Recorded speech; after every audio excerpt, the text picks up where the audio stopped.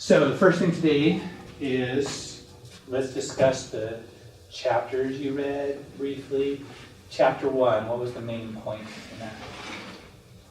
Get you ready for the course. Sorry? Kind of like to get you ready for the course, like. Yeah, your mindset, right? Tell me more about that. Focus on your critical thinking and analysis. Yeah. What did you think about that mindset and habits of mind? Do you think that was legit good ideas or? Felt like paper cuts to the eyeballs. Did it? Why? Why? Well, I was looking at what you were talking about with the ethos, logos, and pathos. Uh-huh. I'm an emotional reader. I like to be engaged or interested. Yeah. Not so much the word entertained, because I think that has a negative connotation, but I think due to the generation and age gap, that probably has a lot to do with it.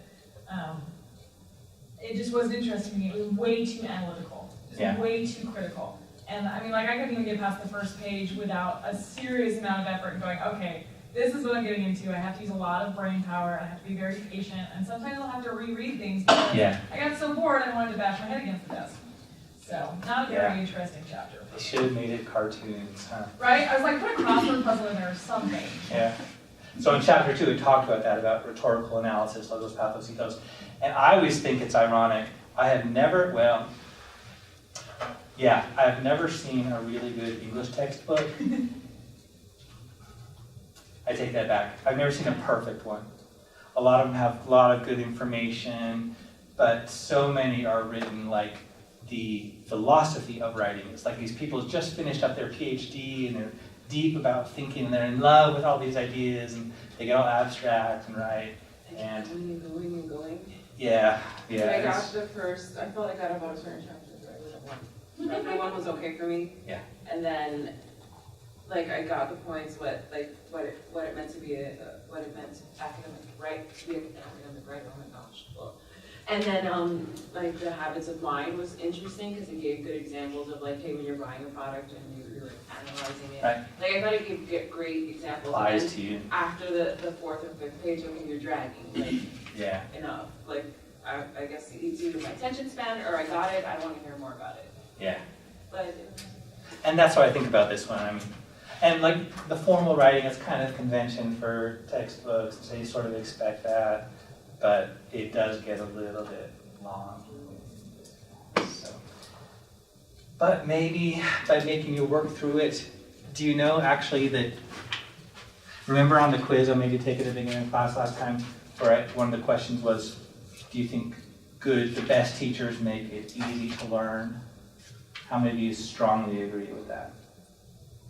How many somewhat agree with that? Does anyone disagree with that? So generally I think that's true, but there are exceptions. For example, do you know what that is? All right, none of you are on my Pictionary team. I'll give you a clue.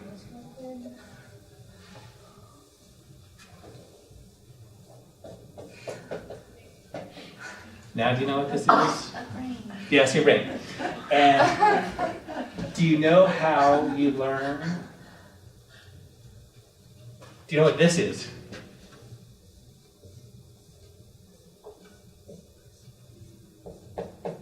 Synapses. Yes, synapses. So this is also your brain. I have several ways to draw your brain. None of them are totally intuitive. But your brain's made up, and your ideas and everything, they're made up of all these connections. And when you learn something new, you'll have, your dendrons and whatever, how you say that. And they'll actually reach out and they'll make this new connection to another one. And they'll make a new connection. So if there's something you already know and something else you know, and all of a sudden if you happen to be really good at joining new novel ideas between different disparate things, that's one of about 9 definitions of genius, if you're really good at that. It's one way to be smart. And I've actually seen video of the neurons kind of doing that. It's called branching, and making that new connection. It's really kind of cool. But what happens is if you make this new connection and you learn something new and you say, oh, I got it, and then you move on and you don't think that thought anymore, it's not a strong connection, and it probably won't stick together. So if you review it over and over, every time you think, that neural pathway, you strengthen that. But what they've learned, and this is one of the awesome things about research, we wouldn't have known this, we probably wouldn't have guessed this, but in the last 15, 20 years, we've started researching things so much more, partly because we have the science to do it. But one of the things we found out is that if you read something, or you listen to something and it goes in easy, and you're like, oh, I understand, and then you move on, you won't remember as well as if you read something with a really small font. It's hard to read, and you have to work at it, or that has typos in it. They misspell things and stuff. And it taxes you to concentrate and figure it out. It strengthens this new connection you just made, and you learn better. So when you're studying for your biology test or whatever, where you have to memorize a lot of stuff, reading over it, that's pretty easy, other than your boredom factor, right? Of just reading. So that's not the strongest way to strengthen your learning. So what we can do better is, read over it and then explain it to someone else. Because then you have to kind of come up and generate those ideas, and that will strengthen it better. You can even do it to your wall, have an invisible friend or something. But, get quizzed on it. So in reading this book, I don't know if this is true. Intuitively, I don't want to think so. But the fact that it's boring and it makes you focus and whatever, there's a chance that it makes you learn better. What do you think? Is that possible or unlikely?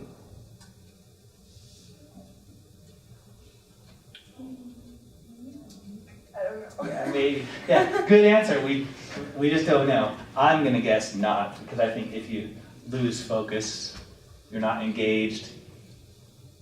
That doesn't sound like the best. I mean, if you're really working it and stopping and concentrating and reading a line until you understand it, maybe then, but that's not so nice. Heather? One of the current phenomenons in education is called massive online open courses, or MOOCs. Uh-huh. What they found, and this was studies founded by Ivy League schools, which is why those Ivy League schools are backing them, because they want to be on the cutting edge of education, is that students these days, whether young or old, simply just don't have the same attention spans that they used to. And so educators have to change the way they teach. And with massive online open courses, the structure is to teach for 10 minutes and then quiz briefly, like 3 or 4 questions on whatever the topic is, so that it gets better embedded in the short-term memory. After doing that several times, they then engage the students by incorporating them into a larger group and having them teach each other. And then they do that via video, so you're not just incorporating the writing portion, you're also incorporating the verbal portion. Studies have proven that people learn better when they hear what they're being taught in their own voice. You retain things better, which is why reading out loud is very good for you. And I actually learned that in a course here called Power Reading Strategies. So teachers that teach via the textbook only are outdated. Yeah, and yet they keep doing it because it takes too much time for them to learn this technology and buy a camera and put things online and do whatever else it takes. But so someday that's all going to start changing fast. There's going to be some platform out there to make that easy for people to incorporate. But until then, you guys have to get bored and paying all this tuition for nothing. So, yeah, good point. Let me remind you, by the way, for anybody, computers, phones, texting, whatever, to please not do that during class. You could lose some of your participation points for that. They're great for taking notes and stuff like that, though. But, all right, what else from chapter 1? Anything? Yeah. I just have a question about the reading you want us to do. Like, I didn't read it line by line. I just kind of skimmed it and read highlights and paragraphs, kind of jumped around.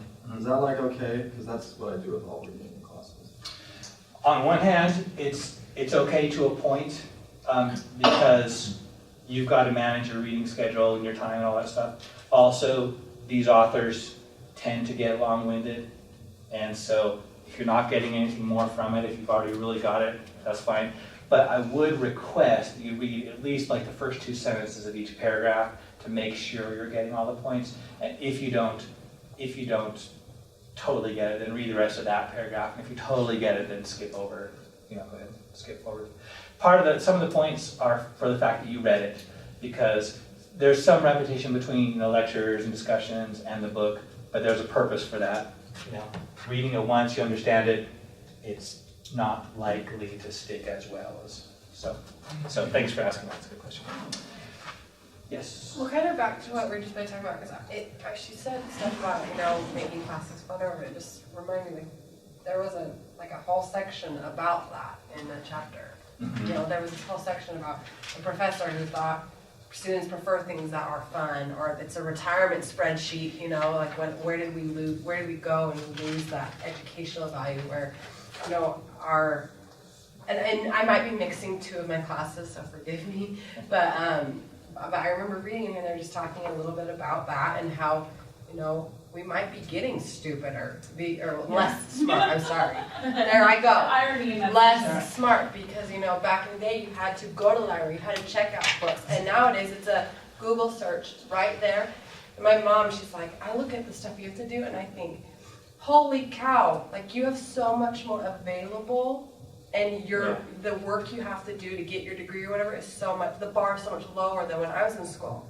Yeah. She's like, I had to write, 50-page thesis, all this stuff, and we didn't have Google, so I'm like, Yeah. Yeah, but consider, can your mom work a smartphone? Can she take it apart and put it back together? Can she Play Minecraft? Can she? we could spin circles all day.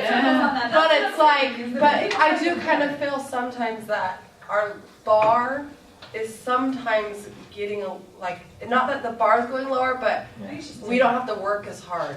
And so, it's kind of. And there are two reasons for that. One of the reasons started in the 70s, I guess, maybe the 60s, the self-esteem movement. But we didn't understand what self-esteem was back then, and most people still don't today. Self-esteem, they thought if we say, oh, good job, oh, I can't give anyone a C, they'll feel bad. They might kill themselves. It would be my fault. I would feel bad. So we got we coddle people too much. Was that one of our things on our brainstorm? Don't coddle kids so much. Maybe that was my Friday night class. And so we've gone easy. People are really afraid of grade inflation, and then other people overcompensate. I won't go into that whole tangent. But the other reason is, with Google and stuff, you don't have to know everything. You just have to know how to find it and have some broadband connection on your phone so you can find it. But that doesn't mean you can get away with not having good habits of mind, critical thinking. In fact, we need that more than ever, as we'll discover as we watch some videos tonight. So education. And then there are other factors involved too. UVU is an open enrollment university. You know what that means? It means just about anybody can get it. And so with a lot of open enrollment universities, the bar is extremely low and they just don't expect very much of their students. That is not necessarily true here. It is to some degree, depends on the teacher and all that. But the English department, we're pretty good at holding you to high standards. And ideally, wherever we set our bar, our expectation, that's where students hit. That's educational science, old things like a Hawthorne and Rosenthal effect, where students rise or fall to meet their student expectation.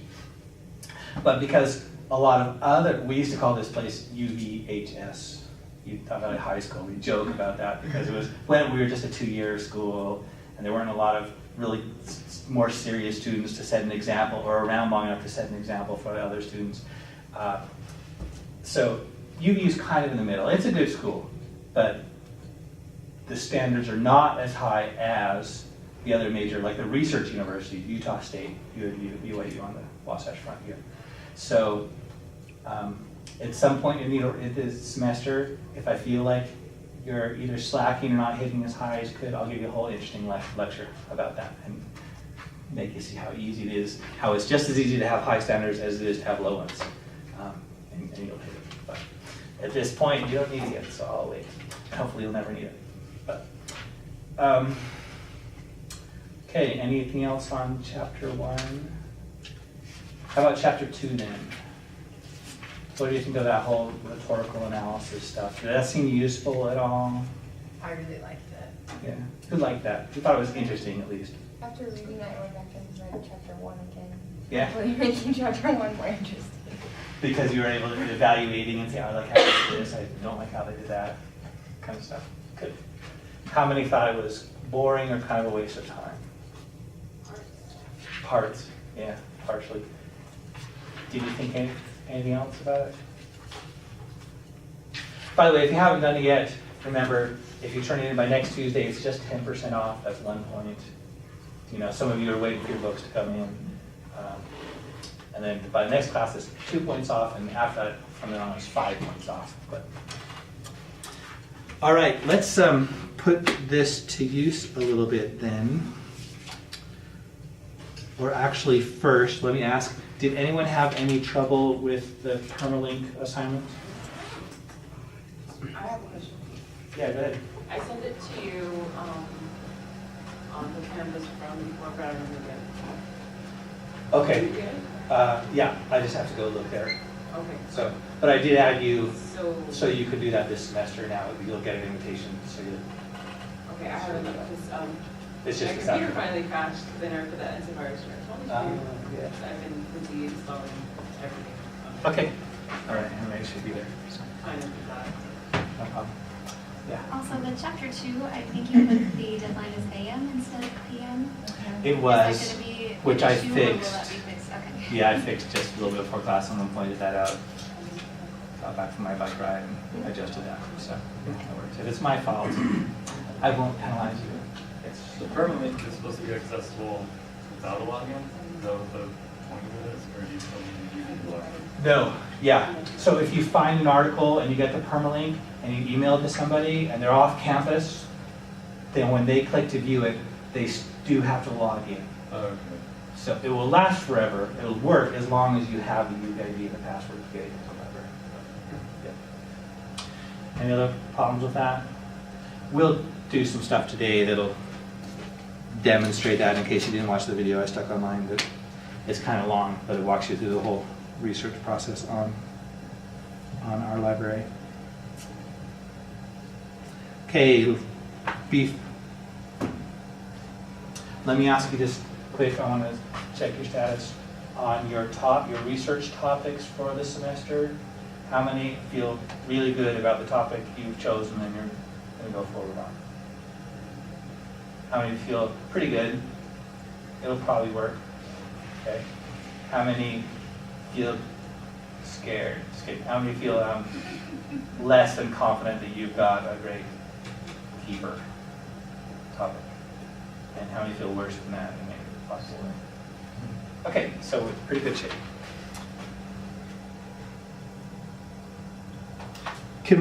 Let's go around the room, and I'd like to hear from at least 7 of you. What's your purpose and who's your narrow audience? And this is partly to give other people ideas in case there wasn't as refined as yours, or partly to give you some feedback in case you want to do some refining, so you start off really clearly in the right direction. So somebody tell us kind of your topic, what the action purpose is, and who your audience is.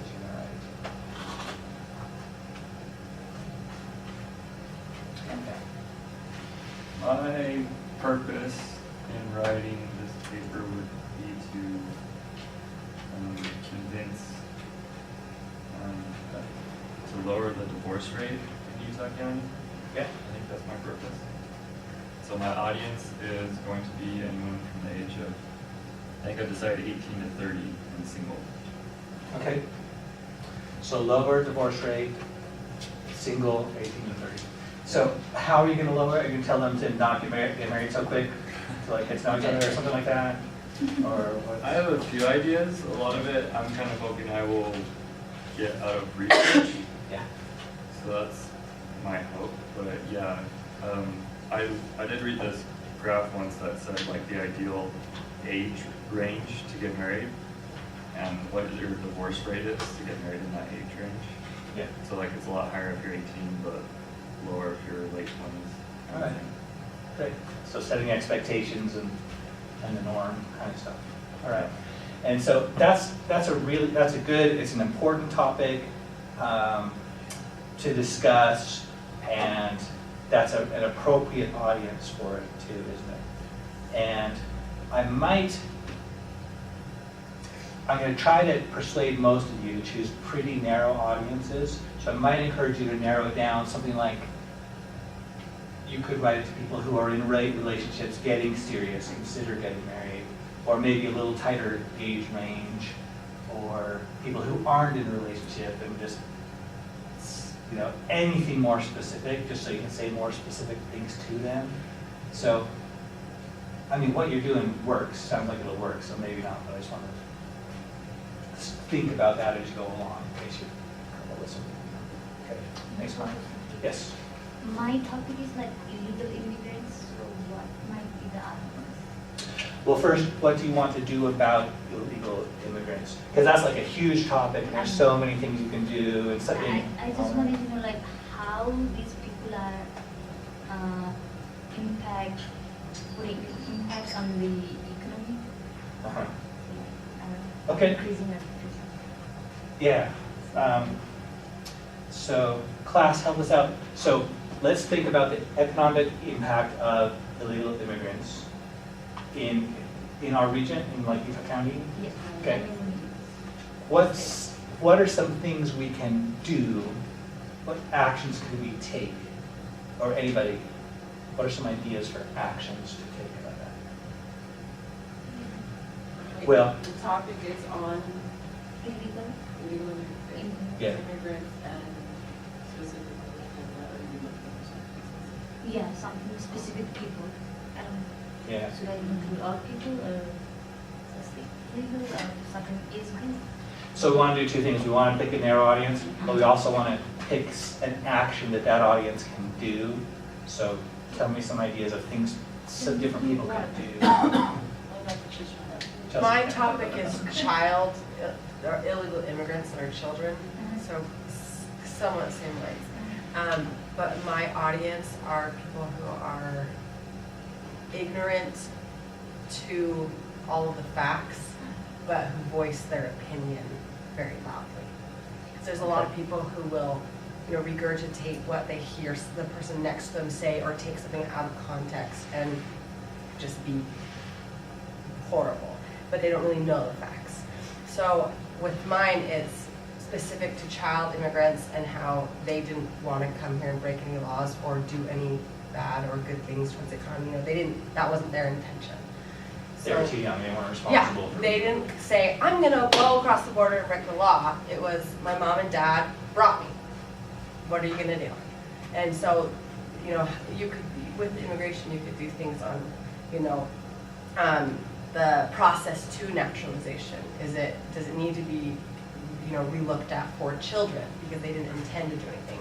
Or do you do, you know, what is the process of like a deportation or something like that? You know, there's kind of a lot of things.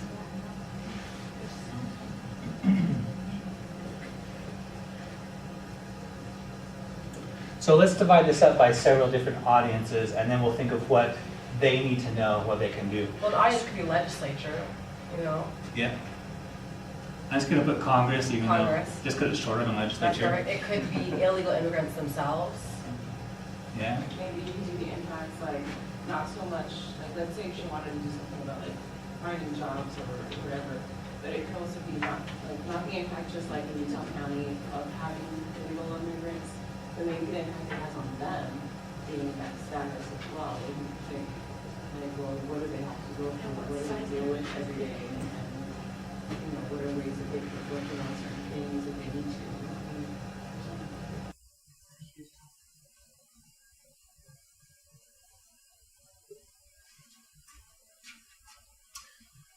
So what's the political party that's more likely to say deport them? That'll be the Republicans nationally. I don't know if that's true locally so much, but I'm going to put that here just for...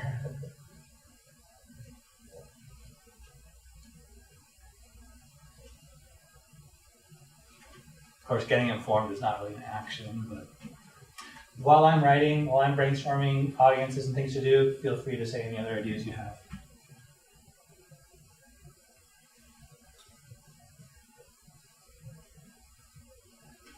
And then we'll do the stereotypical Democrats as well, the bleeding hearts, who want to say, let everyone come, they can live in my house. Yeah. It makes me feel good to let everyone do whatever they want. What can we tell them to do?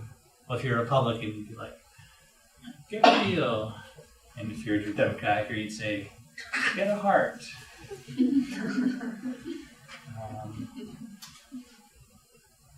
What other actions? It's a tough one because a lot of it focuses around this, what the laws are, like what you can legally do, getting a job, the employer verification of having a green card or something, and getting Congress people to change their mind.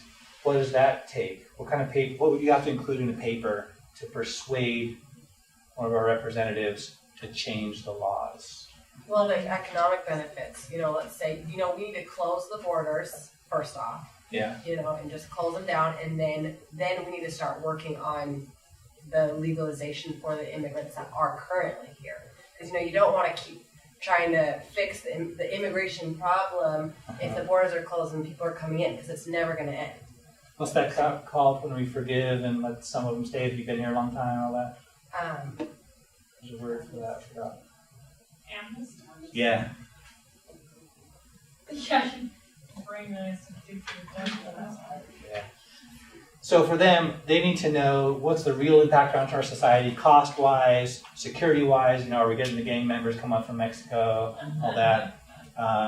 Driver's licenses.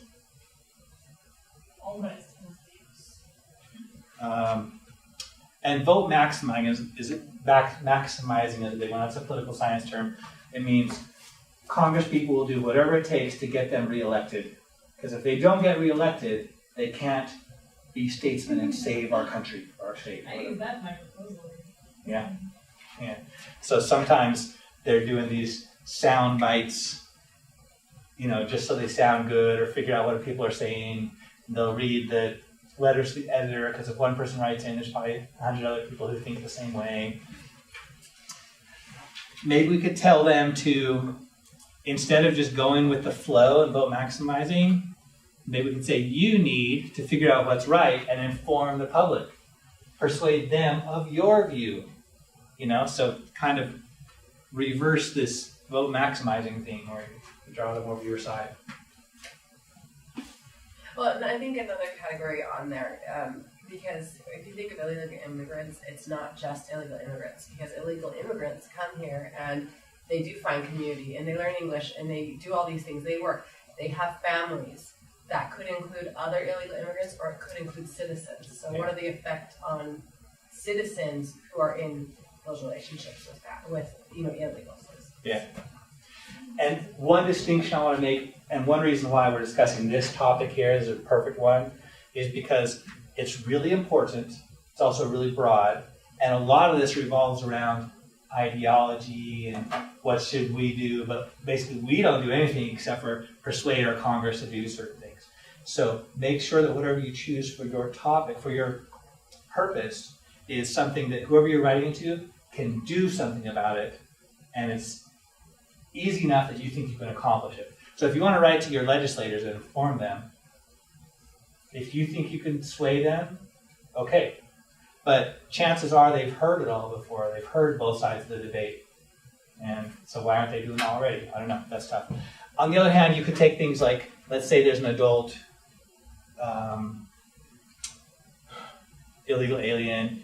What are the things they need to know? Well, how do you find work? How do you avoid, getting in trouble with the law? How do you find community? Where are the English resources? Whatever they're trying to get out of it. Or you can persuade them to go home and wait 10 years to get a green card. I don't know, whatever. But just whatever your audience is, make sure and make your purpose something they can take action on. So these big national debates, immigration, gun control, abortion, etc., they can be tough because sometimes it's hard to find a little narrow audience who can take some definitive action. There are definitely lots of options to do it in, but make sure, if you want to work on that topic, make sure you find one of those. people who do have heard of it and know what it is, think of acute Lyme disease, like when you get bit by a tick, and you get like a bullseye around the tick bite, like this red ring. You go in and you take some oral antibiotics for like 6 to 8 weeks, and you're good to go. But chronic Lyme disease, it doesn't always get that bullseye and goes untreated. It can lay dormant in your body. In my dad's case, it was over 20 years. And then it resurfaced, another infection caused it to come to the surface. And it took 4 years to diagnose because the test to diagnose it tests for antibodies. And when you have chronic Lyme disease, most likely your body doesn't create antibodies for it anymore because it's been in your body for so long that it's just become a part of it. So it's just the buildup of that Lyme bacteria. And it makes you really, really tired most of all, right? And painful. My dad describes the level of pain as like when you feel so sore after like snowboarding or exercising really hard and the next day you're really feeling it. Like multiply that over your whole body by like 30, and that's about what my dad goes through on a daily basis. Without the pain benefit of medication, snowboarding. So. Yeah. So. Okay, good. Yeah. Sounds good. All right, and one more. I kind of thought of a topic, but I don't really know where to go with my audience. I'm a math education major, so I kind of wanted to write about the education system in America, and like kind of in elementary and high school, how it's kind of not productive. And I wanted to like kind of, I guess when I thought I needed to narrow it, I thought I'd focus on math education because that's really bad in the country. And yeah. But I just didn't know, like, I didn't want to like end up preaching to the choir and just write it to fellow teachers and people who agree with me. Good point. So I didn't know if I should write it to like the system, and I just felt like I needed to like research more and then kind of generate an audience, but I didn't really know. So write it to like the PTA, like pick a school, write it to the PTA of the school or the administration of Utah Valley University, like, hey, the math department sucks, let's talk about why and how to fix it, or a high school or an elementary school. Like, something close to you, write it to the lawmakers, hey, we need more funding for math education and here's why. Or you could take from the perspective of those Mass Online Open courses. Go to like Purdue University's website and check out their math course online and say, what aren't you doing at Utah Valley University that these people are doing that's causing the average grade to be higher in math courses than at a regular educational facility? That's good input. You want to stick to like state or national? Well, that's what I don't really know. National. I thought national, like, it would have more information, but that's like kind of At least broad. to the level of like, the academic level of standards that you're putting into whatever grade is not high enough. Although with Common Core and No Child Left Behind, there's more unification of all this than before. But yeah. Who cares most about this topic, do you think, Scott? Or Kevin? Parents, yeah. Good. Anybody else? Parents. I think parents, and what about new students? Yeah, and new teachers. Brand new teachers. Now, students care about it because they want to be entertained or something, but they're unlikely to wield any real influence because if they complain, people just say, "You have no discipline." Parents could make a difference if they know what to do. Take it to the PTA, put some pressure on, and let them know. If you want changes in academia, you have to get a group of people putting pressure on for 2 to 3 years, and then it'll start. Sometimes that's how long it takes to get changes. So you could do that. You could also say, hey, new math teachers. And I don't know what new math teachers come out of school with. Do they have these improvements yet? Or they say, as you're starting out, you can be an old school or you can be a good math teacher and make kids excited and make it easy and all that kind of stuff. So that might, so there's a couple good audiences too. And the parents. Yeah. Yeah. Good. And then just give them concrete steps, like here's what to do, and give them the information so they believe in it. So they're like, I totally get this. I can't believe we're not doing it. I'm going to call my neighbor. I'm going to put it on Facebook. We're going to slaughter the PTA. Oh wait, I'm on the PTA. So,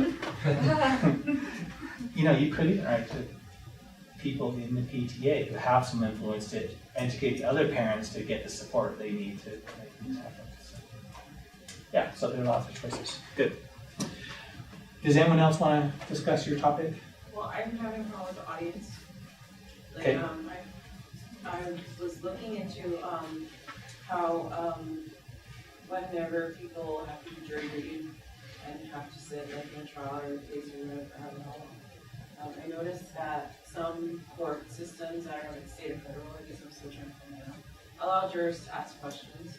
Yeah. And I'm wondering, I guess I want to research that to see if that has like an impact on what the verdict would be, or if it can help the verdict. Yeah. And then, like, if I want to like persuade, or really like the purpose of having it like be known to everyone, so that that way it can be more accepted and not less discouraged. Discouraged, because a lot of people discourage it. It's supposed to be a right that you have, and it was practiced before, and then it just stopped. Like people just stopped allowing that. So it's just more like, So it's not written like if into I was like. like, hey, I think that every court in the United States should allow jurors to ask questions for the witnesses or whoever, because sometimes the lawyers don't get to the point that need to, they won't ask questions, and sometimes the jury will like be like still in doubt and have to render a verdict anyway. Yeah. And sometimes I feel like that's why like there's not so much justice in court systems, because not everything is there. Comes out. So if I wanted to further that topic, like, who would I write this for? Would it be for like everyone, because everybody eventually has to do jury duty? Would it be for this, like the court? Because everyone doesn't get to take action on that necessarily, right? So would it be more like the court systems, the state and federal court systems to adopt it? So there are a couple things we need to know first. First off, is it a state thing, whether that's allowed or not? And second, did you find that out? Is it for sure it's allowed in all states? There's 3 states only that actively allow that as part of the court system. So if that's encoded, then we'd have to get the law changed, those policies and procedures, whatever they are, changed to allow that to happen in courts. So if you choose like Utah or something, say I'm going to write, to this one state, you're going to say, here's what the law is, here's what the change. You'd have to know what that change is before it could be even allowed. Okay. So in that case, you could write either to the legislators and say, change this, or you could write to the judges, are probably the most influential, say, hey, tell your other judge buddies about this and push for it. And then the legislators will pretty much do what the judges, they rely on experts a lot. Or you could also, and if you write to the judge, a second thing is once you make it possible in court, who is it that decides, now jury, ask your questions? Maybe it's the judge's prerogative to ask the jury, do you guys have any questions? And if so, you've got to encourage them to use that prerogative. Because there are like certain ways of doing it. It's even written, the judge has to allow it in her court as well. Yeah. But there's procedures and like there's steps on how to do it. You just don't ask questions. Okay. But I guess I'm looking at different cases and I'm seeing like the differences like of how like the verdict comes out. And I'm wondering if that would influence that. Like example, Casey Anthony, whatever. If the jurors would have been able to ask questions, or OJ's whatever. Ask questions. Well, some do and some don't. And then I guess I have to see the benefits and then how some people say it's dangerous to do that because people become biased. Right, so But if you're I'm writing to wondering the if it would DA, have something better. if you're writing to the DA, he's going to know, does that help me convict more? Then I'll use it. If you're writing to the judge, it's like, does that help the truth come out more? If you're writing to the jury, does that help them get a book deal afterward? I don't know. Whatever they care about, whatever. Did you watch the Jody Harris? Yeah, that's Okay. why I think That's what I into figured. it. Yeah. You need to check out Jody I've never Harris. seen that before. Crazy. Yeah. Now, is this a perspective coming from you, like, as a criminology student, or like as a juror yourself? I'm just trying to figure out where this interest is coming from, like, from experiences. Because, like, Well, also from experience, because I was in a court case for a month. like as a juror? No. Oh. And then I felt like my attorney, like I needed to explain what had happened, but then if the attorneys are not asking the questions, there's things that I feel are missing. Was there a jury present there? Yeah. Okay. Well, because from working in a law office for 6 years, most of the time what we find is that jurors don't want to be there, which means they probably won't be proactive. And especially because they're not proactive. I feel it's because they're not proactive. Right, well, And no, it it's causes just that like, stress they don't want to take and time off work to have that kind of. Sorry to cut you guys off now, just to get everybody moving along here. But that's a lot of input. And Marilyn, if you have more questions about that, that was a lot of good news for everybody. But you guys use the discussion area in Canvas because you guys have you guys know a lot of good ideas and help each other out with this kind of stuff. So, all right, I'm going to cover one more little point, and then I can give you the third of those processes that saves you a lot of time and makes things easier and better. So I want you to think for a second about what, with your topic, with your research question, is there some part of it that you really feel strongly about, that you really care about, like you believe one side or the other, for example? Just think about that for a second. And then I'd like to hear one example of, well, let's just use Kimberly's example. Her dad's got Lyme disease. AMA is, being very unscientific in how they make some of their decisions about what's legal to do and being a doctor and what's not and stuff like that. So this is a good example. And the point I want to make is if you care a lot about your topic and if you have a strong opinion or whatever, you need to watch out for your own bias. You need to be very careful of that. And so you need to research and also write your paper in a way that if it's a controversial subject like that when someone who disagrees with you reads it, they feel like you represented them fairly. They feel satisfied. Okay? Don't let your bias destroy your case or your cause. Okay, so be fair on both sides. Just wanted to point that out. And now let me tell you the last process.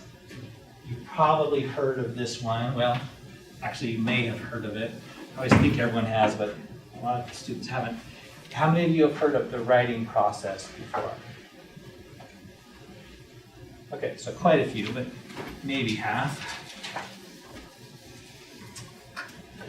I'm going to give you 5 steps to do, and if you'll follow them, just like the research process and the reading process, it will save you time, it will reduce your headache, it will improve your outcome, and this one for sure makes you smarter, which you'll understand when I finish explaining this. It seems like extra steps. How many of you typically write your paper kind of the night before or just a little bit before it's due? Okay, so about half. That's probably a little better than average. And that seems like the least bit of work. Just write it, get it done. But because you're not that smart yet, some papers you are, it's a simple little thing, you've got it. But a more detailed research paper, if you want to do a good job at all, you need to follow this process many times till you get good at it enough and all the different choices you can make in this to where you can just write it straight out. Because you use the writing process in your head at that point. So, but most of my students, historically, they'll start taking this advice about halfway through the semester. And by the end of the semester, the vast majority of my students have really put it to use, and they've discovered that what I'm telling you, that all my students have told me in the past, over and over and over, that it's worth it. So I'm going to try to convince you to start doing this on your very next paper. Oh, and by the way, the next paper, the rhetorical analysis, it's crucial that you follow this or you're going to screw up. Well, a lot of you will. And I'll tell you exactly how you'll screw up. And then some of you, if you don't follow the writing process, it'll happen to you, and then you'll get your grade, and you'll realize it happened to you, and you should have done the writing process. So I know this is all abstraction so far, so let me start giving you some specifics. And I'll continue to talk you into it. Does anyone know the first step of the writing process? Pre-writing. Sorry? Pre-writing. Right.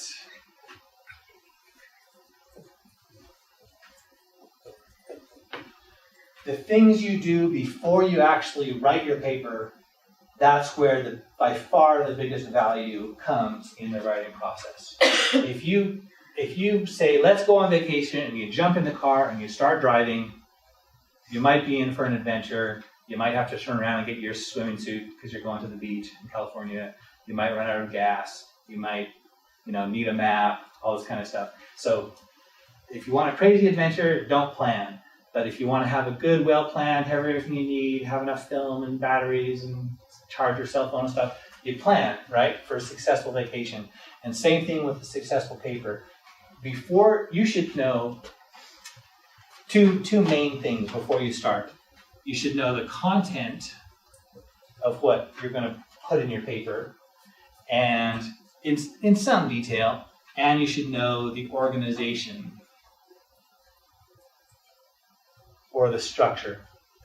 And the more detailed organization you have, the easier it becomes. Because if you just start writing, you go from point A to point B to point C to point, you already made that point somewhere else. If you don't have clear organization, or you don't have repetition, unless you do it on purpose for effect, I'll teach you how to do that later, then that is one of the two basic college writing expectations. So if you don't plan your organization and you kind of winds around and the ideas don't build on themselves and stuff like that, then that's going to hurt you in the grading rubric, and you won't be as awesome and smart, and you'll be less likely to have a paper that mom will put on the fridge, that big star on it, stuff like that. So, but if you do plan your organization, every single time you do that, especially after I teach you the different options for how to organize a paper, and you'll see how important it is. Every time you do that, it cements that better in your brain, and you get this clear idea of how ideas are structured and why, and the effect it will have on your readers. And then if you do that several times, then when you actually go to write it last minute because your car broke down and you broke your leg again, or your grandma died again, you broke your leg off, or whatever, then you're ready because you know how to organize things. So that's what I mean about getting smarter. And so those are the main things. To get your content, how do you get your content? How do you decide what you're going to say in your paper? Where do you find that information? Research. Right. So come up with your research question. Go get your articles. Follow the whole reading process. Annotate them and everything. And then, you'll know what to say, and then organize your thoughts in a way, and I'll teach you how to do that well. And then you're ready for step 2. Does anybody know what that is? Right. That's when you actually write your paper. And if you have your organization and your content all there, it's a piece of cake. You say, I'm going to write the intro. Oh, it's not working. I'll just skip ahead and make this point because you know what comes next. So it's modular then. You can work on one piece of your paper and then you can work on another piece. You can go back and forth. And if you don't have an organization, you do that. Suddenly you don't know how to put things together. You've hammered all these things together, but doesn't all fit. And let me tell you a couple other good things about having organization. How many of you like writing enough content to meet the page requirement in a paper is one of your big concerns when writing a paper? It's really common, right? Can I write enough and not too much? In fact, some of you mentioned it yesterday. Some of you mentioned it in your writing history paper. But if you have a clear, logical order, it becomes really easy. Say you need to hit that big of a paper, but you've only got this much. You need like another page or two. It becomes really easy to say either, add another point right here, and because it's logical order, you can do that and it won't break your whole structure. If you have a bad, kind of illogical order, it goes like this. If you add something in between these, suddenly it doesn't flow anymore.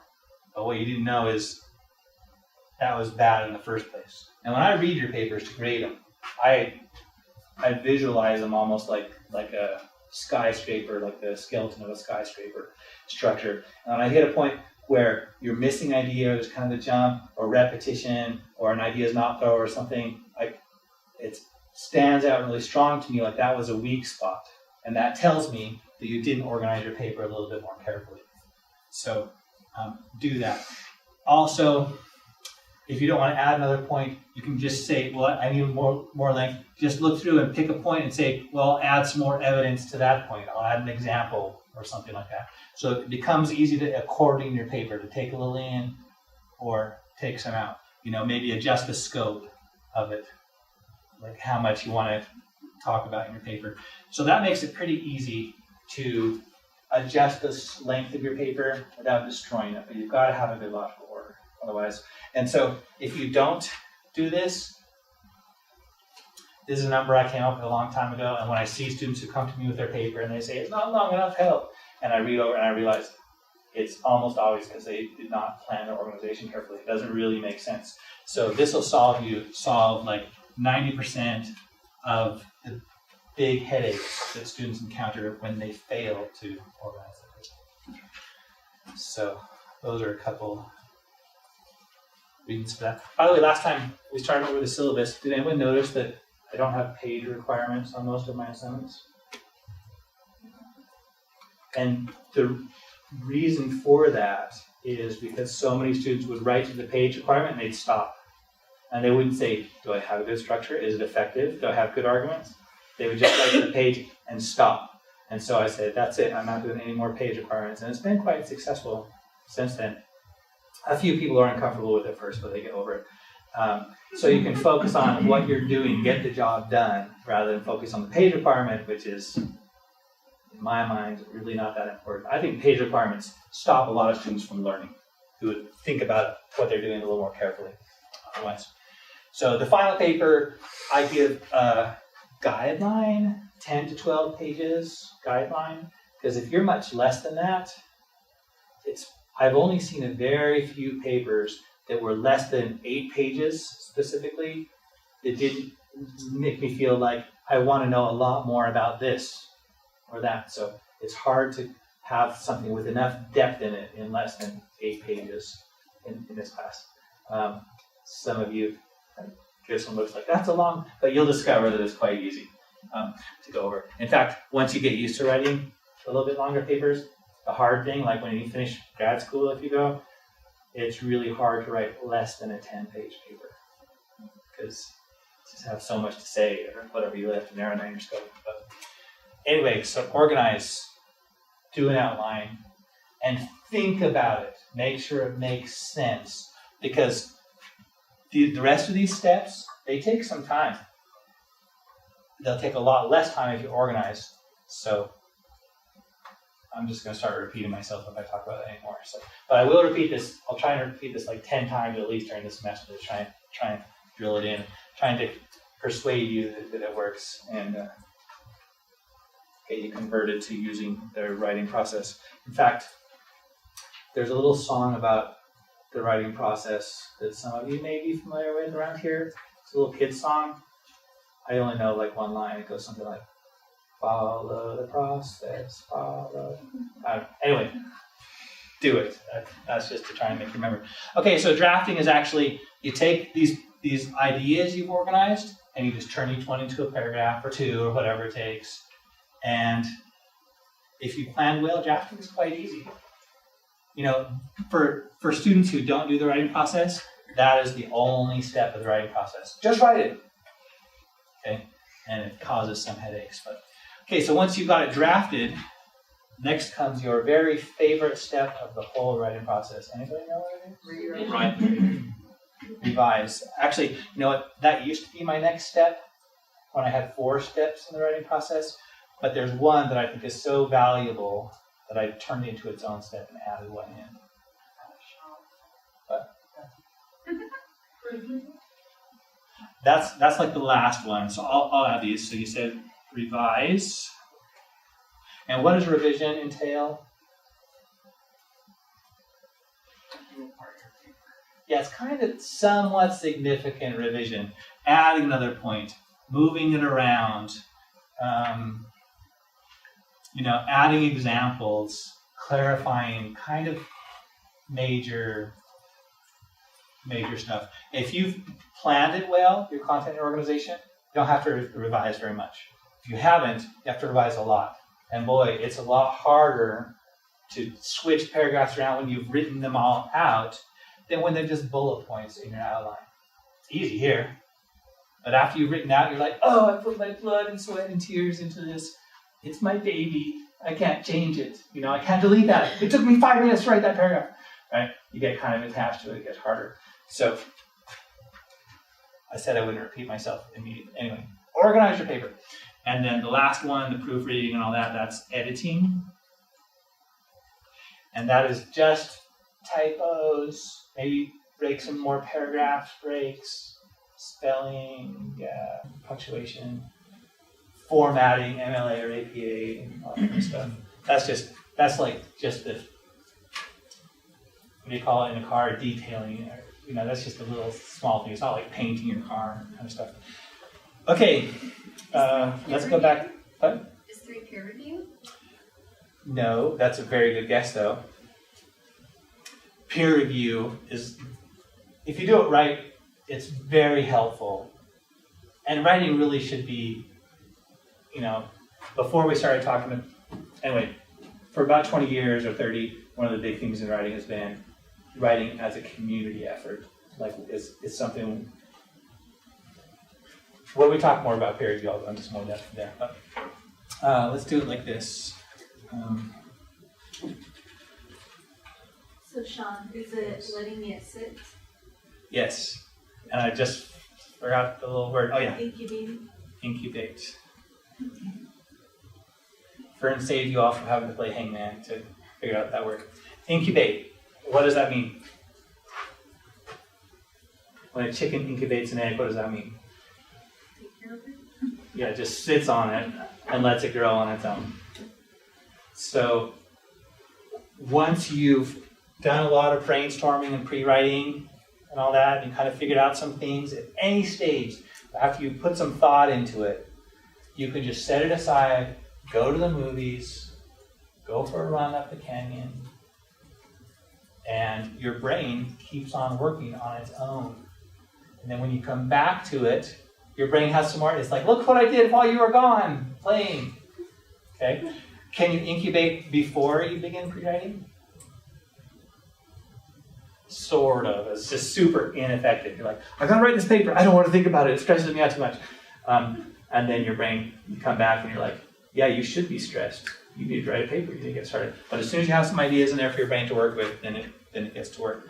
After you write a draft, let it sit there for a day or two. You might write a draft and say, oh, this is a beautiful paper.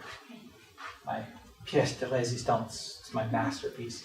And then you put it aside for 2 days and you come back and read it and you're like, that sucks, man. Because what does your brain do with things that are broken? It fixes them. You know what I'm talking about? It sees an error, it fixes it for you, and you don't even notice a lot of times. But when you come back later with fresh eyes, suddenly it's like getting a different perspective on your paper, and it seems fresh. So, let me emphasize this one again from last time. Start early, and then you can take advantage of incubation. And your stress decreases a lot and comes out a lot better. How many of you are thinking right now, oh, I work best under pressure. You don't know me.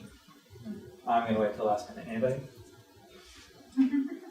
Good, because I had a rebuttal for that as well.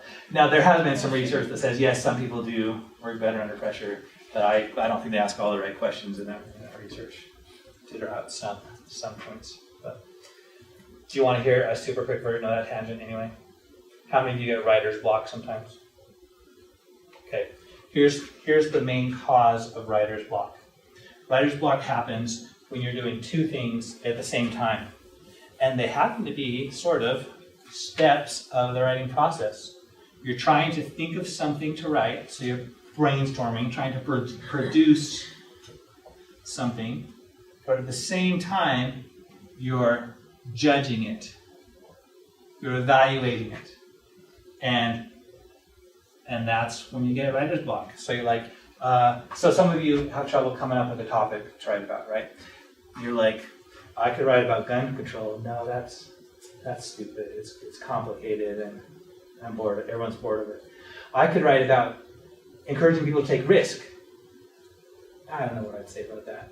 I could write, and you just throw your ideas out before you even give them a chance. So what you can do to get over writer's block is just stop doing two things at once. Stop judging and just come up with ideas. And one of the really good ways for this, did we talk about free writing last time?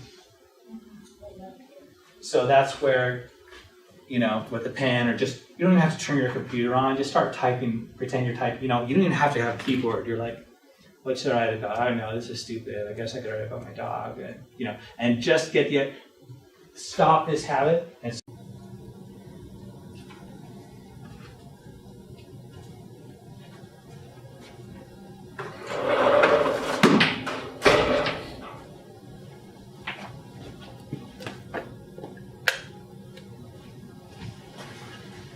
good thing you don't have comfortable chairs, huh? I'll fall asleep. All right, so I just put some links on my lecture notes page here, just so you can find this quickly. So I'm going to play a little bit of this, and then I'm going to ask you some analytical questions about it. Some rhetorical analysis questions, actually.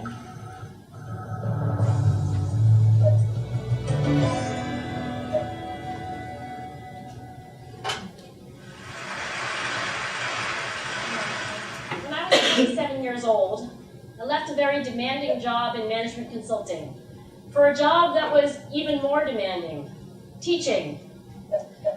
I went to teach 7th graders math in the New York City public schools. And like any teacher, I made quizzes and tests, I gave out homework assignments. When the work came back, I calculated grades. What struck me was that IQ was not the only difference between my best and my worst students. Some of my strongest performers did not have stratospheric IQ scores. Some of my smartest kids weren't doing so well. And that got me thinking.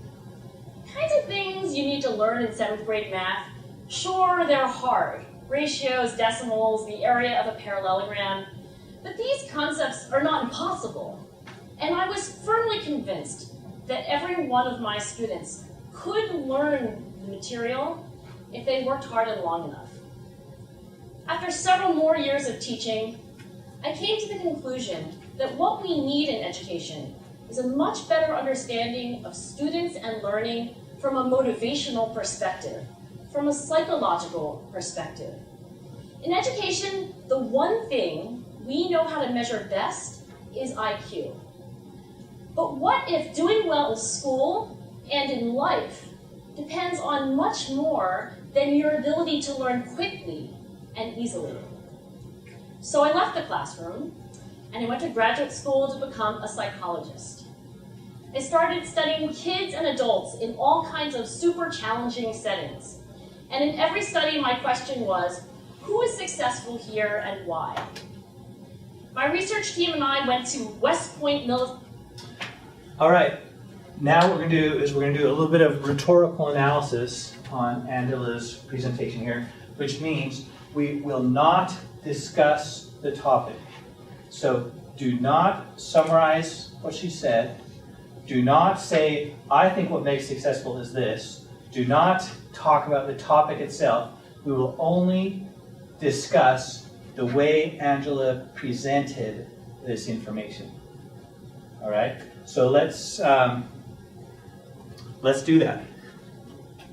Tell me something that she did, the way she presented it, that made it either more effective or less effective, and tell why. Our own personal experience, the way that she was trying to see if somebody in the audience would relate to her story. Awesome. Like her background, which is so Good. So she talks about, I was a teacher, it was, I was an executive and then more challenging teacher, and then went psychologist as a researcher. So, and that accomplished a few things. One is, like you said, other teachers might say, hey, we have something in common. This is interesting, it applies to me. What else did that do? It showed why what she's saying should matter, that she showed her credibility. Good. Yeah, credibility. So, based on chapter 2, what are the terms in rhetoric that means it made it more interesting? What's the one? Logos, pathos, or ethos? Logos. Good guesses. Keep them coming. Logos is judgment.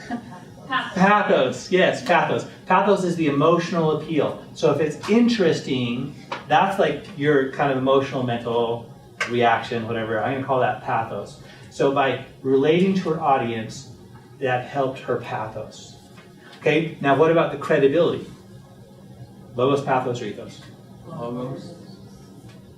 Keep them coming. Ethos. Ethos, that's right. Ethos is all about the author. Now, a lot of people say ethos is just credibility, but it's way more broad than that. Ethos is everything that you gather about the author that influences the way the reader receives the message. So that's the, did they talk about the rhetorical triangle in our book? No? Okay, maybe not. You can see this little slice of board. Here's the rhetorical triangle.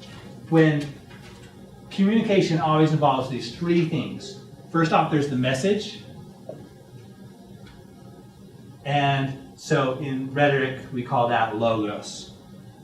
The logic of it, the content, the information, right? But someone has to transmit that. So that's the author or the speaker or dancer or whatever it is. And so that one we call ethos. And the third one, what's the third one? Logos. Sorry, what's the... Ethos, pathos, and logos. And right. So, but what I'm saying, what I want to ask you is we have the message, we have the author, and what's the third one of those? The reader or the listener. Yeah.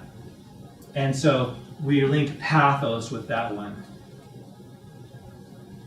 Like, how do they feel? But it's also, emotion.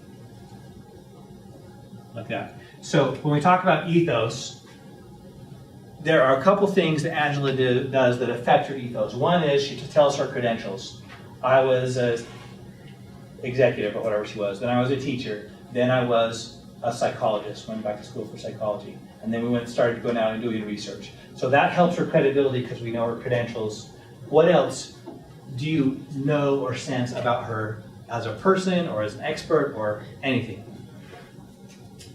Notice that she kind of made it equal between the two groups, the smarter kids and the ones with high IQs and lower IQs. She didn't really say one stupider than the other. She kind of made you fit in wherever you fit in the audience. Yeah, so not a lot of judgment on that, huh? And the way she achieved, some of my really intelligent students weren't cutting it. She wasn't really judgmental. She was just saying these were kind of objective about it. So non-judgmental, good. And so she seemed like a nice, non-judgmental person, sort of. And does that make you more open, more receptive to her ideas? Than saying they're really stupid idiots you would think would be mechanics and garbage people and stuff. They sometimes were doing better than the really smart, awesome people. How you respond to someone giving a more biased view like that. You might get resistant a little bit. And that's really, if I could summarize the whole purpose of rhetoric, it's to convey information in a way that keeps your readers open and cooperating with you. You have their interest, you have the cooperation, and therefore your ideas, as you convey them, they just go in without resistance. But if you start irritating them, or your credibility drops, and they're like, wait, I don't know if I believe you, that's, your ethos can really make them resistant and not cooperative, and that makes you less effective as a communicator. Okay, what else can you say about Angela's presentation? This might be repeating what you said earlier, but I like how she explained the beginning and how she came up with her purpose or what she's trying to teach you, like the process, how she got to that. Good, because she wanted to find success. She has this passion for it, doesn't she? Yeah, which led her to going into her studies, which led her to this question. I don't know. Yeah. The process. How does that change the way you all relate to her based on the fact that she's driven enough to go and research and does it make you believe her more? Yeah. She showed that she cares. Yeah. It's an interest that she has. Is some of her enthusiasm contagious? Yeah, it is kind of. It's like she's so alive and interested that it adds this energy, and we're like, oh, we kind of react, we kind of model the way, feel the way she models for us. We respond that way. So in speaking, it's easier because you have voice and inflection and volume and all these different modalities to influence the readers. But in writing, there are a lot of them too. I'm going to teach you some things. In fact, I'm going to teach you 4 or 5 skills people will read what you write, and it's quite easy to do each one of these. They'll read it and they'll say, "You're a really good writer," and you'll say, "Oh yeah, why?" And they'll say, "I don't know, you just are. But I'll teach you how to put that in, and it will raise your grades as well." And it's pretty easy things to add. Okay, what else about Angela? I don't know if this is right or wrong, and I'm sorry, it's not a positive thing. You mentioned her energy, and I think she's awesome energy, but from one person who talks with their hands to another, she started driving me crazy. Yeah? Does she do too much? Well, yeah, and it was almost like, I was watching her, and it was almost like she was looking at her her script in her head. It was almost like I could watch her reading the script in her head of what to say, and like, oh, I'm supposed to insert this here, or I'm supposed to do this here, and because I talk with my hands, I just do it all the time, and I drive myself crazy. Yeah. So it kind of distracts from the message. Yeah, it was just, and some of the things she was doing was so repetitive and so emphatic. I don't know. It kind of took it away from me. A little too Italian. Yeah, good point. And so did it seem a little bit fake, like pre-planned? Well, it didn't necessarily seem fake. It was just distracting and annoying, and it was almost like it wasn't coming naturally, I guess, because I could almost see her saying, "Stop, take a break, breathe, start again." You know, it just didn't seem super natural. Yeah. But that might be wrong. Yeah, and it may not be the case, but if that affected you that way, then her mannerisms, they got in the way. It made you more resistant. I know, like I was in one of the movies I was in once on Raging Planet Blizzards for the Discovery Channel. I played the part of this guy who was stuck in his Jeep for 2 weeks in the snowstorm. And so I sat in the car for hours. They filmed me like shivering and looking up through the windshield, all these things. And so from now on, a lot of times when I'm watching a movie, I realize that just before this shot, there was this director saying, "All right, now I want you to relax, just close your eyes and imagine you're really there." You know, and it kind of ruins it because I'm more aware of that. So whether that's true or not, we had a really interesting discussion last fall semester with the presidential election debates where Michelle Obama spoke and she stuttered a lot. But people pointed out Michelle Obama does not stutter. And it was an attempt, I think, to humanize her more, but it wasn't realistic, and so it's kind of off. So yeah, our mannerisms can definitely play a part. Anything else about Angela? Let's just watch a little bit more of her then. She makes one really good point coming right up about what does make people successful. So we won't necessarily discuss that because I would be getting away from rhetorical analysis, but I want you to get it. So as you watch now, watch her mannerisms, think about how her ideas, she told a story and they led to her big point she wants to make and all that. Military Academy. We tried to predict which cadets would stay in military training and which would drop out. We went to the National Spelling Bee and tried to predict which children would advance farthest in competition. We studied rookie teachers working in really tough neighborhoods, asking which teachers are still going to be here in teaching by the end of the school year. And of those, who will be the most effective at improving learning outcomes for their students? We partnered with private companies asking which of these salespeople is going to keep their jobs and who's going to earn the most money. In all those very different contexts, one characteristic emerged as a significant predictor of success.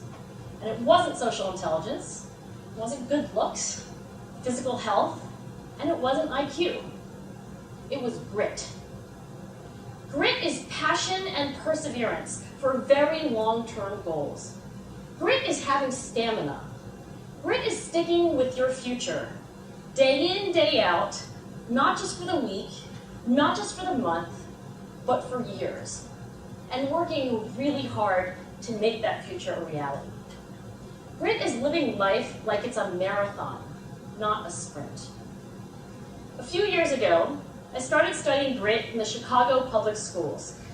I asked thousands of high school juniors to take grit questionnaires, and then waited around. Just going to jump ahead to the end, just for interest of time. And notice how at the very end, her wording, it's just kind of nice and helps create that pathos. Successful, and we have to be willing to fail, to be wrong, to start over again with lessons learned. In other words, we need to be gritty about getting our kids grittier. Thank you. So just a little bit of repetition there. How does her physical appearance influence the message? Like, what about her physical appearance has some influence on how people will respond to that? She's young. Does that help? Why does that help?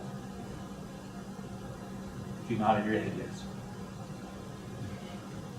I nodded because yes, she is young. Okay. Fern, what do you think? The audience, she's speaking to young people. True. Yeah, if you look on the audience, a lot of young people, so maybe they relate more. Good. How else does her age influence? I feel like she's young enough to be current and modern, but not so young to be inexperienced. Good, a good balance, yeah, because she's kind of professional. And she's Asian, so maybe she looks younger than she is or something like that. Anything else about age or other appearance? Well, maybe the credibility is higher because she's so young, but yet she's done so much. Like she's Good gone point. up the stairs, like. Yeah. So a real go-getter. And the fact she quit teaching and went and got a PhD and stuff. There are a lot of teachers like, I should do that. I should quit teaching. Oh, I'm good. Okay, anything else? Just because she's young, like she's more recent in school, like Yeah. it's more in her head. I don't know. More applicable Yeah. to the current status quo. Good. And maybe she's a little more vibrant. How would it be if she was an older, white-haired, scientific-looking man? Would that make it more effective or less?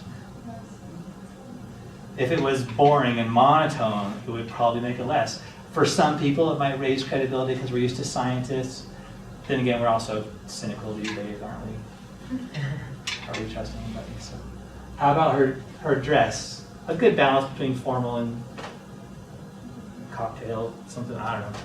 So, anyway, all these factors can play in. So we're going to look at some articles in a minute, and I want you to watch for anything like that, any factor that changes the way you respond to the writing, and because that's exactly what you'll do in your rhetorical analysis. I'll make that a little bit more clear in a minute.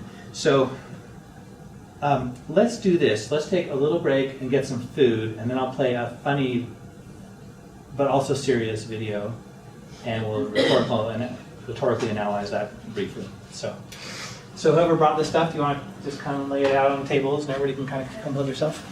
And thank you.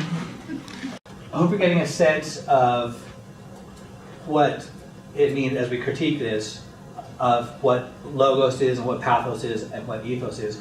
Because your first rhetorical analysis, you're going to read your academic article on your topic, and you're going to choose either logos or pathos or ethos, and you're going to make one claim about it.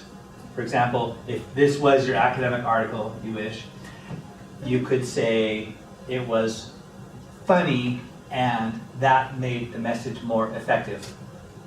Okay? Or you could say sometimes he got serious and outrage, showed some outrage or something, and that made it more effective, or that didn't make it more effective, whatever your opinion is. So you're going to make one claim about logos or pathos or ethos. One claim. And then you will support that claim with several instances to prove your point, prove your claim. So for example, you'd say, it was funny and that helped the message. And you'd say, the time you said, yes, it woke me up, it got my attention. You know, that made it more effective. And you could say also, when he told this joke, that was more effective. Even for people who disagreed with him, they still saw his point and they had to laugh. And then this other thing also was humor, made it more effective. See what I mean? So one main claim, and you're going to support it with several instances. You're going to make separate little arguments for each of those points. Does that sound pretty easy? Usually, when teachers tell you to do a rhetorical analysis, they make you go way beyond that. You're like, analyze the logos, pathos, and ethos, for example. So you say the logos was this and that and the other, and the pathos was this and that made it more effective, and the ethos was this and that, and here's why, and that made it more effective. So I'm saying I just want one main claim. Do you know why? Let me tell you why I'm simplifying this assignment so much. The basic answer is because it's more effective to teach you what I want you to learn from this assignment. And this is one of my favorite assignments because it's so valuable to teach you two of probably the 5 most important, key, most useful things you can do as an academic writer. And I just want to focus down on them. So the first one is, I would mute that projector, but I'm afraid it won't come back on again like last time. So the first one is to read rhetorically. And again, rhetoric. Do you remember the definition of rhetoric? Writing is camouflage. You're all talking about what I couldn't hear, but I'll just say the art of communication, the way you present it, right? So I'm sure you're all right, whatever you all said at the same time. So as you read it, you like critique and say not only like it was funny, for example, in John's case, but also then to evaluate how that affected its effectiveness.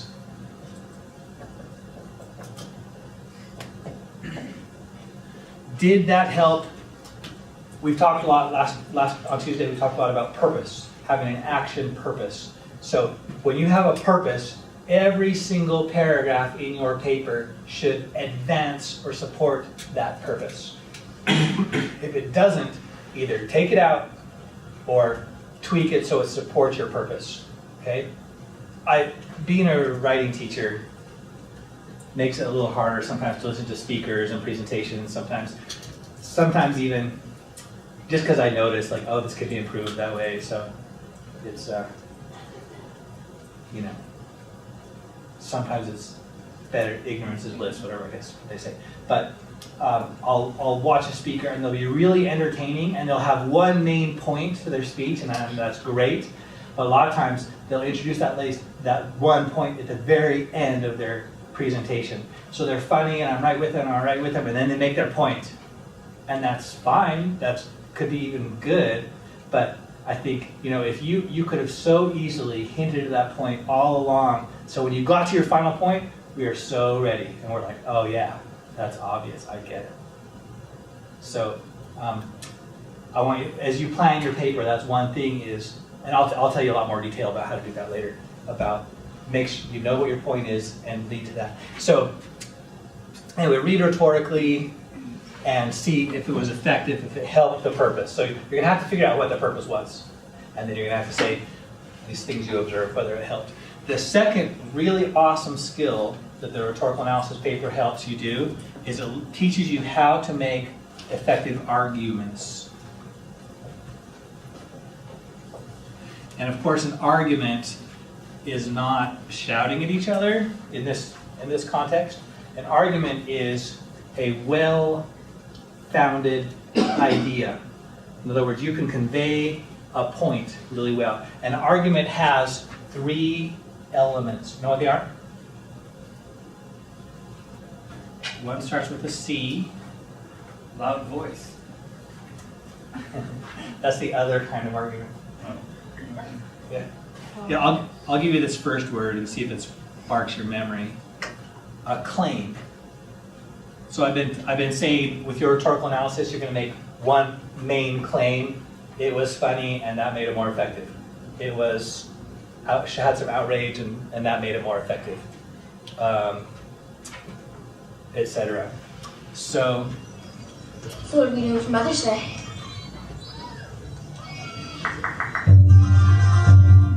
Sorry, we'll get rid of that ad.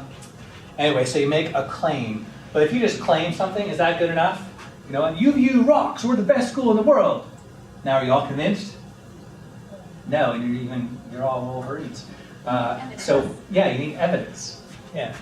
And I use a word that's a little bit more broad than evidence. I use support.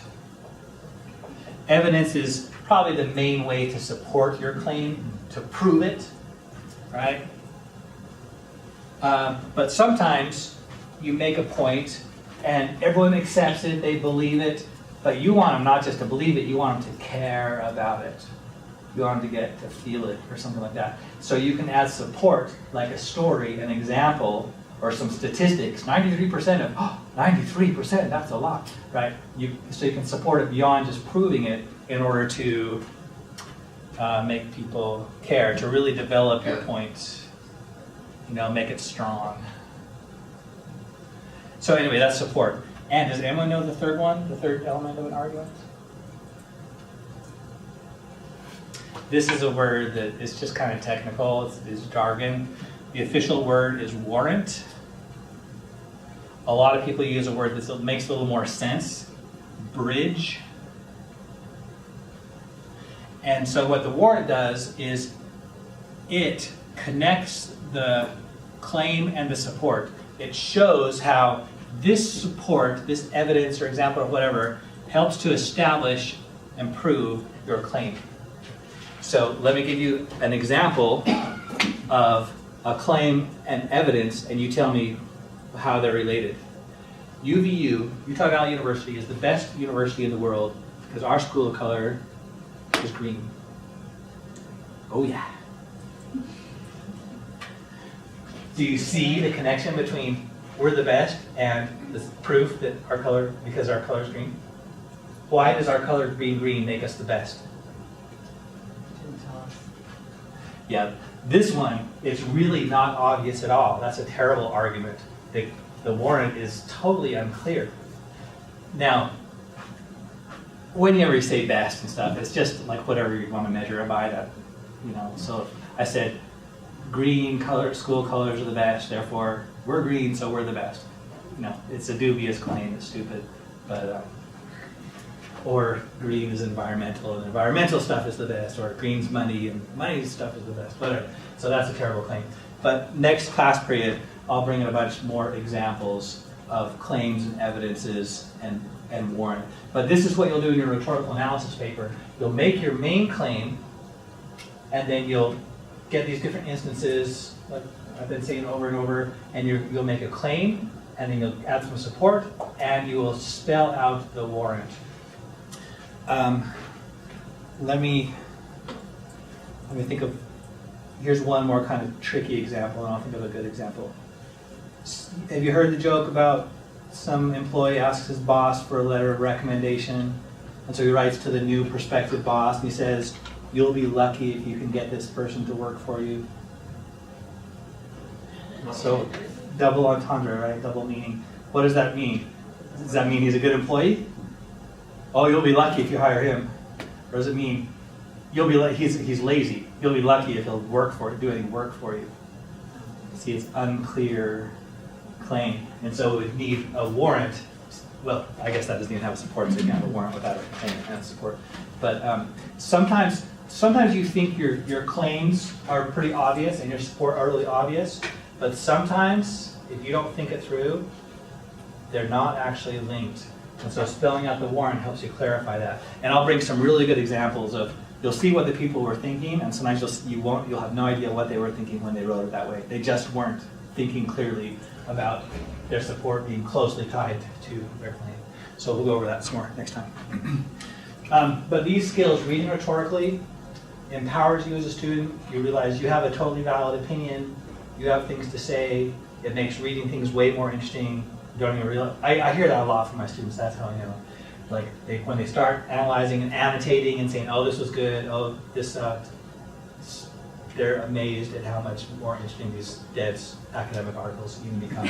And then when you start making good arguments and become aware of that, like if you can't do that, that's definitely sub-university standard kind of stuff. It's not that hard, but it does take a little bit of practice to become aware of it. Any questions or comments at this point? Let's actually take a look at some written examples then. We're going to take a look at 2 student papers of a little bit different style and then an academic paper, and we'll model exactly what you'll do for your rhetorical analysis. And let me point this out before I forget to say it. If you do not follow the writing process and say, here's my main claim I want to make, here's some evidence, here's some, and then write it, there's a very powerful gravity of habit that will pull you into its orbit. And all of a sudden, you'll end up doing what, do you think? Normally, when you read an article and you write a paper about it, what do you do? Copy and paste. Yeah, kind of copy and paste, or you summarize it. This is what was in, this is what the article talked about. Here's the topic, here's the, here's its subject, here's its information. Is that what I want you to do for rhetorical analysis? No. Absolutely not. So, plan out what you're going to say to make sure you're making a rhetorical claim and supporting it. Otherwise, you'll probably end up, if you just try and write, you'll probably end up summarizing, because it's such a habit. That's what you almost always do. But, all right, so we're just going to read the introduction to this paper, and then I'll ask you for a logos claim and a pathos claim and an ethos claim that you could make. And then we'll pull out like 1 or 2 supporting instances to prove whatever claim you come up with. So here's Brittany's What It Takes to Succeed in High School Sports. Is that big enough, or would you like that bigger? And I'll turn these lights off. Anyone need bigger? Okay. Need some volunteers. Who wants to read the first paragraph? Okay, thanks, Laura. And who will read the second one? The second and third, since they're short. Thanks, Emmanuel. And who will read the next 2, the short one and the bigger one? Okay, I'll do those. Okay, go ahead. I wiped a drip of sweat from my brow. This game had gone on for what had felt like forever, and the exhaustion from the preseason game had set in. At this point, I had played about 31 minutes of this basketball game, and I was more than ready for a timeout when the ball flung off bounds. There was 3.8 seconds left on the clock, and we were down by 3. I sat on the bench devastated. There was no way we would pull it out. We were tired, winded, and all around exhausted. All right, Coach yelled. I raised my head. You are our best shot to go into overtime. You ready, kid? Always, Coach. Of course was my answer. Although secretly I just wished the game would end so I'd be running up and down the court. But there was no way I could give up on my team. As he drew up the play, we all crouched around to watch the tiny smears of black on the whiteboard. Then the horn blew louder than ever.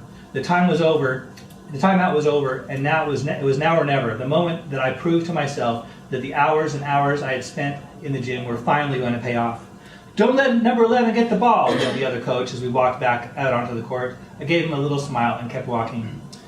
We set up the play perfectly as I stood out on the end of the baseline as I ran as fast as I could off 2 screens. I was wide open. It was the right wing 3-point shot. The ball was passed in, and the seams of the ball were perfectly in my hands. I rose up, arm straight in the air, and as my wrist snapped forward, finger perfectly pointed at the basket, I knew it was going in the moment it rolled off my fingertips. Although I couldn't help but sit there staring at the ball as it rolled through the air with the backspin that I put on. Swoosh! The crowd went crazy.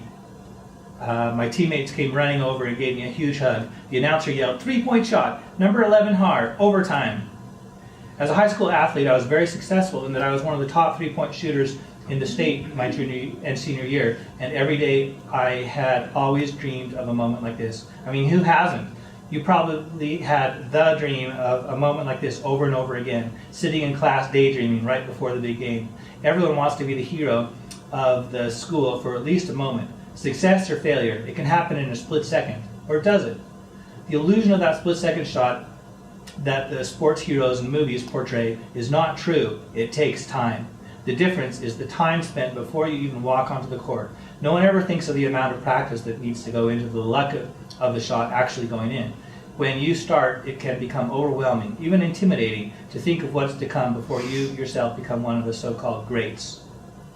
Anyway, she goes on and she says, I'm going to teach you the 7 attitudes that you need. So she's writing to high school athletes. She says, I'm going to tell you the 7 attitudes you need to be successful, a successful high school athlete.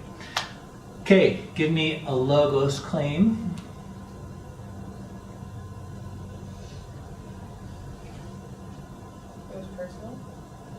Okay, personal. It's like she told her story of this buzzer shock kind of thing. Yeah. So it was personal, and did that make it more effective or not? I think so. Okay. Because it was more like making people engage more, and you could feel like what she was feeling. Good. Great. So our main claim can be by including personal information, this story, it made it more effective. Okay, and then stop right there before you say like it made it more engaging or whatever, because that's going to be you can use that for one of your supporting points for being personal made it more effective. Okay, so for support now, you can either explain it or you can quote a little piece of it and show an instance of where being personal made it more effective. So find me one of those in there. I've always dreamed of a moment like this. I mean, Okay, good. So down here, I always dreamt of that moment. Who hasn't? And so there's telling her feelings, her thoughts, and now explain to me why that makes the paper more effective for her audience. relatable. Yeah, helps them to relate because that's something her audience gets excited about. But so by mentioning it in her story, from her point of view, they relate, they like her, they understand her. They're probably going to be receptive to what she's saying because they say, "We're the same. You get me." Oh my God. Good. Find one more supporting instance about being personal, making it more effective.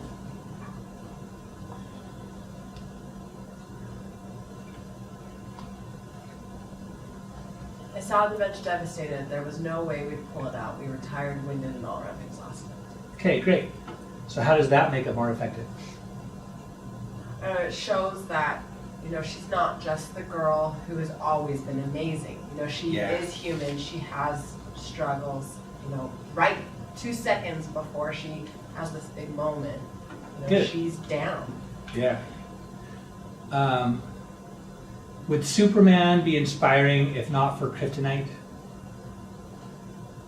No, it'd be like, here's this guy, everything's easy for him. We can't relate. Oh, good for you. Life's not hard for you. But no, there's kryptonite, so he's got to have a weakness, kind of stuff. Star Wars 1, the new, episode 1, whatever, the Jedi are kind of, nothing even hardly slows them down. And it makes it there's no underdog to root for because we don't relate to it as much. So so showing that she's tired, she just wants to quit, it gives more of a personal thing. Down below she says, I was one of the top 3-point shooters in the state. What if she's led with that? What if she said, when I was in high school, I was one of the best of the best of the best, sir. And then she tells her story. How would you react to her if she started with that? Like cocky. Yeah, it might seem kind of cocky. It might get a little resistant. But here's like, I was tired, so and then when she mentions it, it's not such a big deal. Do you see how, so later we'll talk in a few weeks, we'll talk about strategy. And that's an example of strategy. How will your audience react to what you're saying? Get their attention. Make them cooperative, make them interested. And then they're open up and you can tell them whatever you need to tell them and they won't resist you. So, okay, give me a pathos claim. Something about the emotion of this.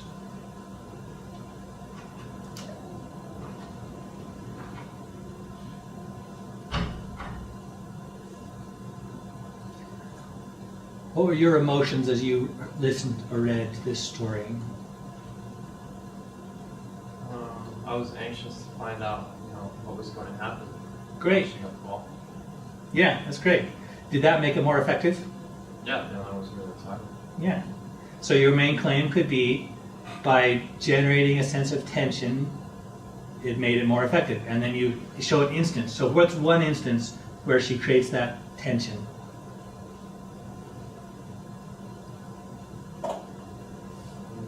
Well, you probably say where she said, always coach. Of course, that was my answer, although she really had to switch the game with that. Yeah. So there's she's pushing herself, and we're like, what's going to happen? And then we relate to her kind of stuff. What's another instance where she creates tension? this seems a little hour perfectly lanes. Okay. What are you gonna do with it? Yeah. She used a sensory detail. Or if you've played basketball, how many of you almost felt that ball against the palms and fingertips of your hands as she wrote that? You almost imagine that you were really feeling that. But you also hold your breath too. Do you know what I mean? Oh, yeah. You know. Yeah. Good. So there's another example. So you can say, this added tension and it kept my interest because it made it seem more real or something like that. When the other coach said, "Don't let her get the ball," because you can feel that like all the pressure's on her. Yeah. And that way she's not saying I was the best. She's like, hey, that's what the coach said. So kind of an objective way to show pressure was going to come to her. And it's coming up, don't you? They're going to try and get it to her probably. Yeah, good. Besides, she's writing this paper. And she gave him a slight smile, kind of. Anyway. Okay, excellent. Tell me now an ethos claim. What do you know about Brittany, about her personality or whatever that influences the way you read this paper? The hours I already spent in the gym are very good. Yeah. So she's worked hard for it, right? Up here, she's tired, so she's working hard. We're going to find out if all these hours and hours paid off, so she's worked hard. And later on in her paper, that's going to be one of her attitudes. You got to be willing to work hard and push yourself and be willing to suffer, kind of stuff. So yeah, so we know she's a hard worker. She's not just a gifted, if you just saw Michael Jordan play or whoever's the modern best of the best of the best, if they said, oh yeah, it's always come naturally to me, anyway. Good. And her being a hard worker, does that make you more receptive or resistant to her message? Yeah, because we admire her a little bit. We respect that. We're not just a cocky person kind of thing. Okay, great. Are you getting the hang of rhetorical analysis? Does it seem pretty easy? Yeah. Of course, when you go to actually apply it, you have to think through it even more. But let's skip over. I had another paper here that's a little bit more formal. It did not begin with a story. Actually, not too far down, it does have a story, but it's not his story. But let's just skip straight down. Let's read an actual academic article and because this is more like I wanted to start with something really easy, like critiquing the video, so you're really comfortable with it. And this one, actually this is not too hard to read, but so here's one about adjunct faculty who, like me, are the underpaid people that teach a lot of your classes and stuff like that. So this article, and by the way, there's the permalink thing. So if you haven't done your permalink, click that, and then this link appears, and that's the one that you want to turn in for your permalink assignment. And I want to just point out how one way to recognize a permalink. Hang on for just a second, because I can do one of these. No, I'll do this. Okay, see here where it says direct equals true. If that's in your link, you're pretty guaranteed that is a permalink. Now compare this, HTTP, search EBSCOhost. It's a pretty short URL. Compare this to where I just came from.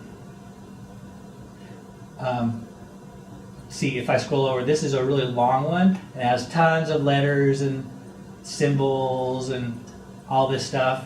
And it has this word, instead of direct equals true, it says session manager. If you just click this, if you just save this whole thing, it may not work on another computer. It may not work 2 weeks from now. Okay? This is on a cookie. It's a temporary storage after you just did a search or something. But this permalink always goes straight to your article. You'll have to log in, like we talked about from off campus. But is there a way to find a permalink if we're not getting it through the UVU library? Through yes. Other online sources to still have a permalink? When you're searching through a database, doing a search, it's going to come up with this big, long search query response kind of thing. But if it's just somewhere online, then that is the permalink. It's not a temporary cookie thing. But for this assignment, I'm glad you asked that so I can make this point. For this assignment, click this button and send me one of these permalinks, just so I know that you know how to do that.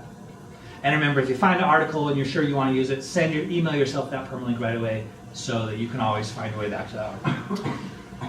Okay, so let's read a little bit of Dallas's and Maryland's and Carl's and everybody's article here. So we'll click on full text. We're just going to read like 3 paragraphs or so of the introduction, and then I'll ask you for some rhetorical analysis on it.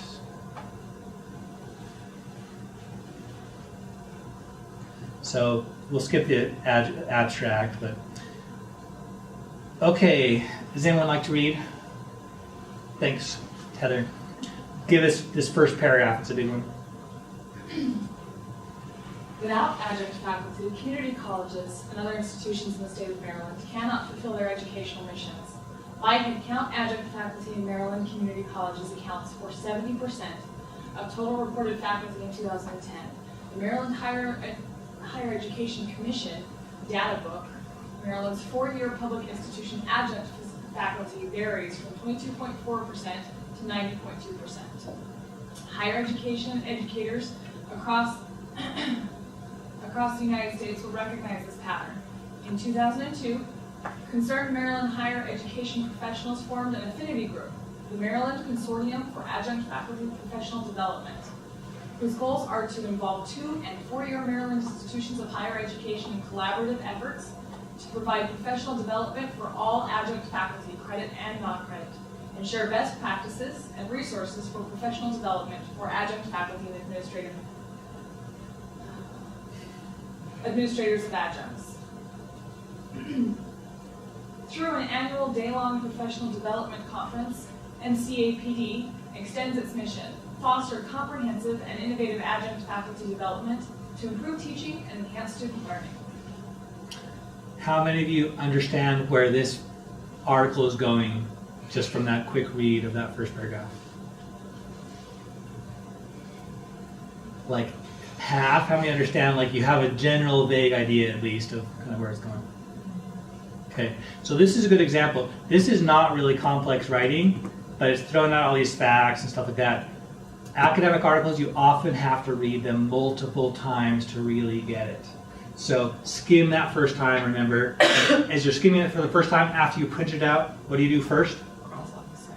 Cross out stuff that is unrelated to your research question. Exactly. So you won't have to read over that multiple times. And then when you start reading through again, then what do? Annotate. Underline and take little notes, like say why you underlined. You know, do your rhetorical analysis as you read along.